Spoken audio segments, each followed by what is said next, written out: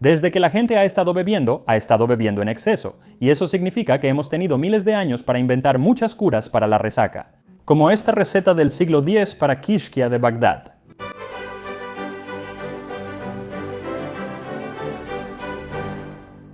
Si alguna vez has tenido una resaca, sabrás que apesta, y en ese momento te aferrarás a absolutamente cualquier cosa para deshacerte de esa sensación, ya sea una mimosa o un Bloody Mary, la clásica de curarla con otro trago si quieres, o como suelo hacer yo, mucha comida grasosa, una hamburguesa con papas fritas.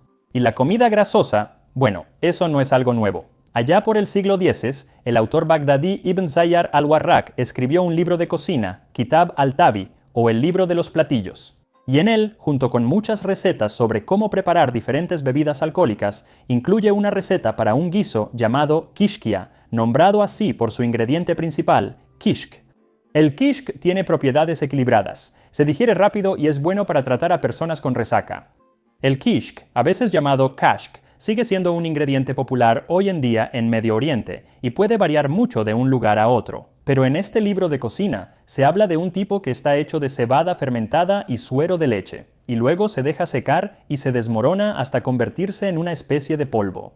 De hecho, menciona varios tipos de kishk para usar en esta receta, pero no está del todo claro cuáles eran, y solo pude encontrar un tipo, así que eso es lo que estoy usando. Estoy usando una taza de este kashk en polvo que estoy batiendo en 2 tazas de verjus, que es el jugo de uvas inmaduras y tiene un sabor algo agrio y avinagrado. Así que entre eso y el kishk, supongo que este platillo va a tener un sabor bastante agrio y fermentado, lo cual probablemente sea bueno para curar una resaca medieval. Ahora, la receta es bastante larga, así que no la voy a leer toda, pero la traducción de los anales de la cocina del califa de Nawal Nasrallah es sorprendentemente específica en las cantidades de la mayoría de los ingredientes que se usan. Comienza diciendo, lava 3 rattles de carne y ponla en una olla.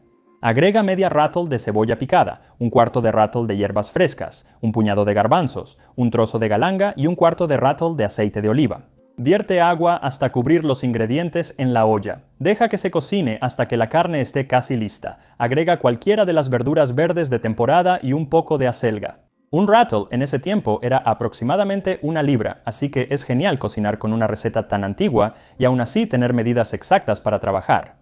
Así que para esta receta completa, lo que vas a necesitar son 3 libras de cordero u otra carne con hueso, una cebolla mediana en rodajas, un cuarto de taza de cebolla picada, un cuarto de libra de hierbas frescas. No especifica qué hierbas usar, así que estoy usando una mezcla de cilantro, tomillo, perejil, albahaca y orégano, todas las cuales habrían estado disponibles en la región.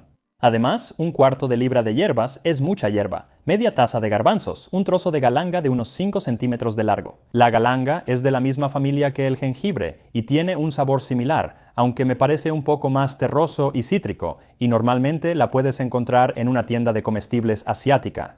Media taza de aceite de oliva, un manojo de acelga verde picada finamente, la misma cantidad de otra verdura verde como espinaca, una cucharadita de comino, 1,5 cucharaditas de casia o canela, media cucharadita de clavo y una cucharadita de nardo índico. Nardo índico. El nardo índico es un aromático que durante miles de años se ha usado en perfumes y bálsamos, pero también se puede usar en la cocina. Simplemente lo puedes comprar seco en línea. Y ahora, aunque siento que el perfil de sabor principal de este platillo va a ser algo ácido, con el kishk y el jugo de agraz, todos estos aromáticos diferentes y la gran cantidad de hierbas que lleva, creo que le va a dar un perfil de sabor realmente complejo. Así que incluso hace 1000 años la gente sabía cómo crear una paleta compleja de sabores. Ahora, puede que no sea un Alice Waters o un Gordon Ramsay, pero sí sé lo suficiente de cocina como para mostrarte cómo hacer este kishkia del siglo X. Así que corta la carne en trozos grandes y ponlos con el hueso en una olla grande junto con las hierbas frescas, los garbanzos, la galanga y el aceite de oliva. Y mezcla todo esto junto y luego agrega suficiente agua para cubrir los ingredientes. Y también agrega la cebolla rebanada, se me olvidó eso, pero puedes agregarla ahora, pero no agregues la cebolla picada. Pon esto a fuego medio y llévalo a hervir a fuego lento. Luego tapa la olla y deja que se cocine durante aproximadamente 1 hora o hasta que la carne esté bien suave y tierna. Una vez que la carne esté lista, agrega la acelga y la espinaca. Y como suelo hacer, sobreestimé el tamaño de mi olla o subestimé el tamaño del platillo, así que tuve que cambiar de la olla pequeña a la olla grande, y algún día aprenderé a siempre empezar con la olla más grande. Con las verduras en la olla, puedes dejar que se cocinen durante otros 15 o 20 minutos, y este es un buen momento para batir tu kishk en el jugo de uva agria, porque sí toma unos 10 o 15 minutos, para que realmente se disuelva por completo y espese, y luego puedes agregar eso al guiso también. Mézclalo y déjalo cocinar por otros 20 minutos, luego agrega el comino y la casia junto con la cebolla picada, déjalo otros 10 minutos y finalmente agrega los clavos de olor y el nardo. En este punto, la receta dice que dejes de alimentar el fuego, deja que la olla hierva a fuego lento y repose con el calor restante, luego bájala, si Dios quiere. Por supuesto, no estoy cocinando esto en una estufa de leña, así que no hay manera de dejar de alimentar el fuego, así que solo lo pongo a fuego muy bajo y lo dejo hervir a fuego lento durante aproximadamente 1 hora. Ahora, en este libro de cocina, siguiendo la receta, hay algo que siento que la mayoría de los libros de cocina actuales realmente les hace mucha falta, y eso es un poema sobre el platillo en sí. Y fue escrito por un príncipe del siglo IX que también era poeta, cantante y compositor, y trata sobre el kishkia, el platillo nutritivo que se debe comer cuando, en medio de una resaca, uno anhela algo de comida. Si falta el sakvaga, el kishk puede reemplazarlo cuando necesita un platillo ácido. Se prepara con cortes de paleta de cordero y grasa de la cola. Se pone la misma cantidad de ambos. El jugo de uvas agrias vertido para cubrirlo lo hará bueno y un platillo para saborear. Su tono pálido brilla como su contorno que se insinúa tras su vestido transparente. Después de comerlo, si uno lo come estando embriagado, quedará como nuevo, y la resaca también se renovará. Así que sí, aunque hubo épocas en la historia en las que beber en el mundo islámico estaba completamente prohibido y no lo hacían. La receta y otras recetas de alcohol en este libro y este poema lo demuestran. No siempre fue así, dependía de quién estuviera a cargo y de qué tan estrictos fueran. Beber y las resacas eran algo bastante cotidiano durante la mayor parte de la historia, así que junto con esta receta de kishkia, los antiguos nos dejaron varios otros remedios para salvar tu pobre y adolorida cabeza. En la antigua obra griega De Hypnosophistae, el autor Ateneo cita al aún más antiguo poeta Alexis, diciendo: si el dolor de cabeza solo nos llegara antes de beber hasta la embriaguez, nadie se entregaría al vino con moderación. Pero, como es, al no prever que ese castigo por la embriaguez llegará, nos entregamos fácilmente a beber copas de vino sin diluir. Las copas sin mezclar eran vino que no se diluía con agua, y por lo tanto era mucho más probable que se subiera a la cabeza mucho más rápido. Y si las resacas ya eran una preocupación incluso en la época de Alexis, entonces pregunto, ¿cuáles eran algunas de las curas que tenían por ahí? Bueno, una de las más antiguas viene de una tablilla babilónica que dice: si un hombre ha tomado vino fuerte y su cabeza se ve afectada y olvida sus palabras y su discurso se vuelve confuso. Tome regaliz, frijoles, adelfa y así sucesivamente con aceite y vino antes de la puesta del sol y en la mañana antes del amanecer. Y antes de que alguien lo haya besado, que lo tome y se recuperará. Así que incluso entonces, hace más de 3000 años sugerían algo aceitoso y un poco de la cura del mismo mal, es decir, un poco más de vino. También sugieren un poco de adelfa, que puede ser venenosa, así que no intenten eso en casa. Tampoco intentaría el remedio para el dolor de cabeza de la resaca que nos da Plinio el Viejo. El dolor de cabeza puede aliviarse cuando el paciente bebe el agua que queda en un abrevadero después de que un buey o un asno ha bebido ahí y, si queremos creerlo, usando el órgano masculino de un zorro atado alrededor de la cabeza. Gracias a Dios por la aspirina. Honestamente, a veces siento que Plinio el Viejo solo nos está tomando el pelo. O sea, ¿de verdad cree en las cosas que escribe? Creo que no, aunque en realidad él nos da, en vez de un remedio, algo más para que simplemente no te dé dolor de cabeza por resaca en primer lugar. Y eso es no beber vino que haya sido tratado con resina. Los antiguos romanos solían añadir un tipo de resina a su vino para que actuara como conservador. Pero Plinio advierte que el vino nuevo sazonado con resina no es bueno para nadie, ya que causa dolor de cabeza y mareos. Por esta razón se le ha llamado crápula. Crápula es el nombre de la resina que solían añadir y obtuvo su nombre de la palabra latina para embriaguez, crápula. Y después de beber un poco de esta resina, a la mañana siguiente te sientes de la crapola. Curiosamente, esas dos palabras no están relacionadas etimológicamente.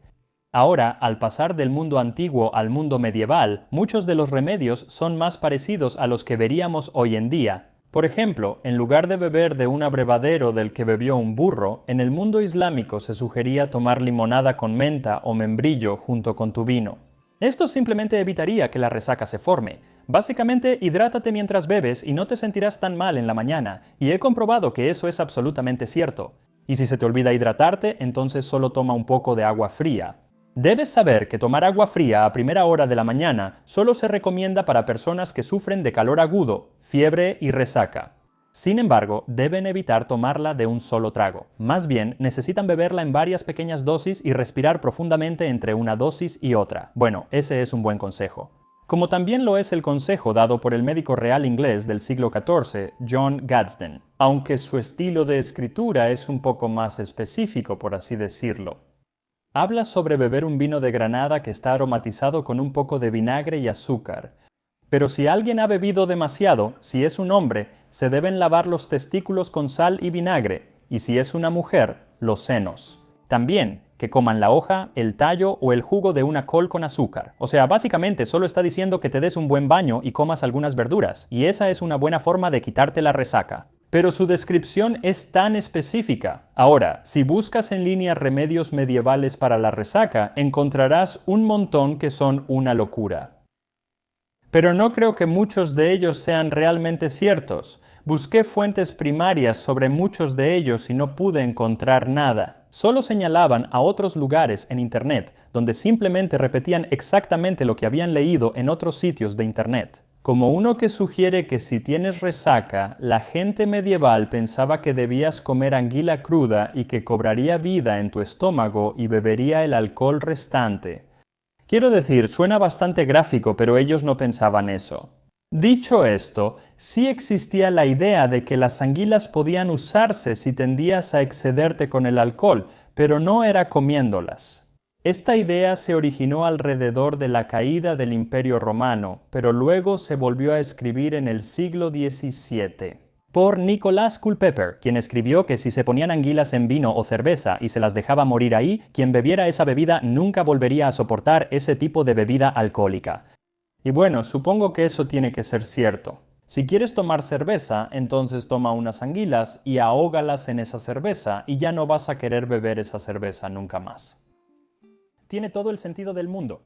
Y de verdad, quizá deberían haber usado este remedio preventivo más o menos al mismo tiempo en Rusia. Había un erudito alemán, Adam Olearius, que viajó a Rusia en la década de 1630 y escribió que toda la sociedad estaba constantemente ebria, tanto los laicos como los eclesiásticos, altos y bajos, hombres y mujeres, jóvenes y viejos. Ninguno de ellos, en ningún lugar, en ningún momento, ni bajo ninguna circunstancia, dejaba pasar la oportunidad de tomarse un trago. O una borrachera. Esto seguramente llevó a muchas resacas, pero al igual que la gente de Bagdad en el siglo X, ellos tenían un remedio para eso. Los rusos preparan un platillo especial cuando tienen resaca.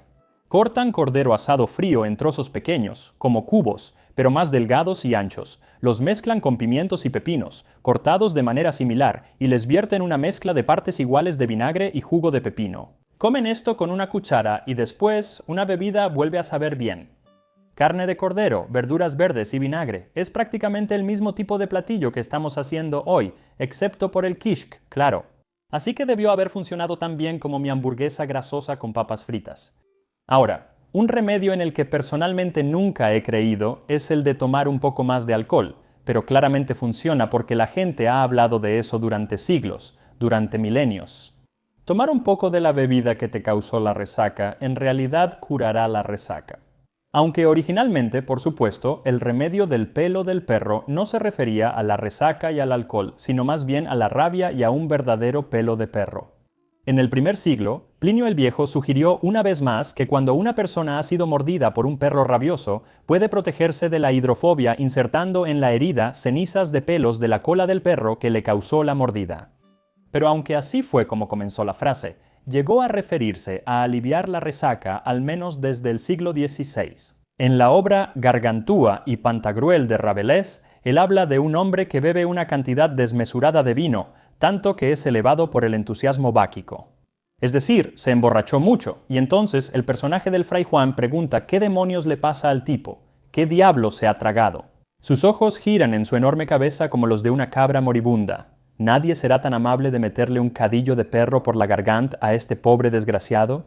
¿Se tomará la del mismo perro? Esta es, por supuesto, la teoría detrás del Bloody Mary matutino como remedio reconstituyente.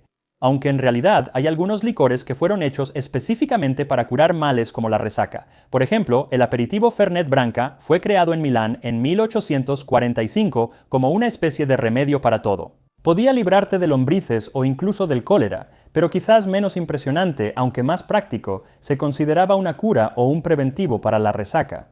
Hoy en día, la empresa que lo produce ha dejado de afirmar que elimina lombrices o cura el cólera, pero han mantenido la afirmación de que previene o cura la resaca. Para mí, una de las curas para la resaca menos apetitosas tiene que ser una de las más recientes, y esa es la Prairie Oyster, como se le ha llamado aquí en Estados Unidos desde al menos principios del siglo XX. Pero mi descripción favorita en realidad viene de Jeeves de P. De las historias de Jeeves y Wooster de P.G. Wodehouse. Básicamente, cuando Jeeves conoce por primera vez a Bertie Wooster, Bertie está tratando de encontrar una ayuda de cámara, algo así como un mayordomo, y Jeeves está ahí para conseguir un trabajo. Pero Bertie tiene una terrible resaca y Jeeves asegura su trabajo preparándole lo que básicamente es un Prairie Oyster. Es una pequeña preparación de mi propia invención. Es la salsa inglesa la que le da su color, el huevo crudo lo hace nutritivo, la pimienta roja le da su toque picante. Caballeros me han dicho que lo han encontrado sumamente vigorizante después de una noche larga. A mí, el solo hecho de pensar en una de estas bebidas me da más náuseas que la resaca misma, pero mucha gente las recomienda, así que, quién sabe.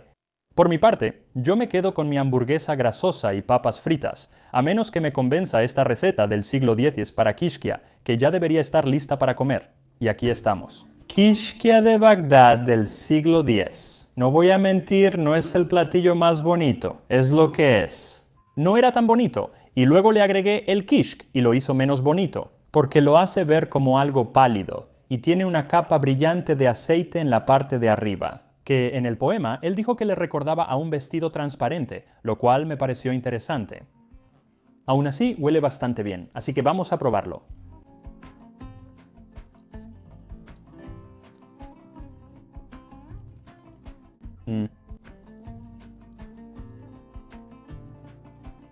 No se ve bien, pero en realidad sabe muy bien.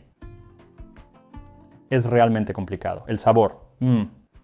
Los sabores siguen llegando, uno tras otro. Así que lo primero que percibes es ese sabor a cordero. Si no te gusta el cordero, esto no te va a gustar. Pero luego también percibes ese tipo de acidez de la grasa y el kishk.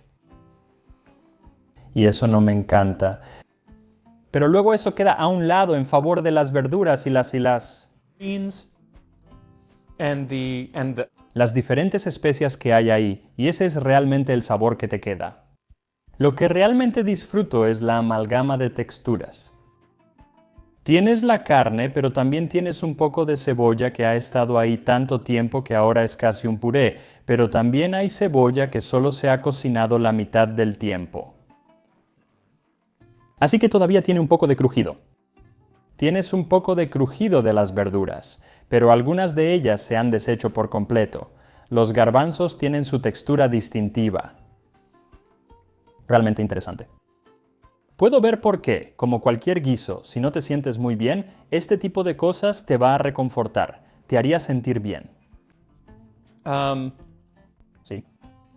Voy a quedarme con mi hamburguesa y papas fritas, en parte porque es más fácil, y me gustan las hamburguesas con papas fritas. Pero puedo ver por qué esto definitivamente tenía su lugar. Sí creo que esto tendría que hacerse el día antes de que planees tomar, porque 1. Eso haría que los sabores realmente se mezclen mejor, pero también nadie va a querer hacer un guiso que tarda 1 hora con una resaca, así que tienes que pensar con anticipación. En mi caso, solo trato de no beber tanto ya, porque no me gusta la resaca, así que con un par de tragos estoy bien. Y a eso se le llama tener 41 años, así que tengan un feliz año nuevo, no beban demasiado, y nos vemos la próxima vez en Saboreando la Historia.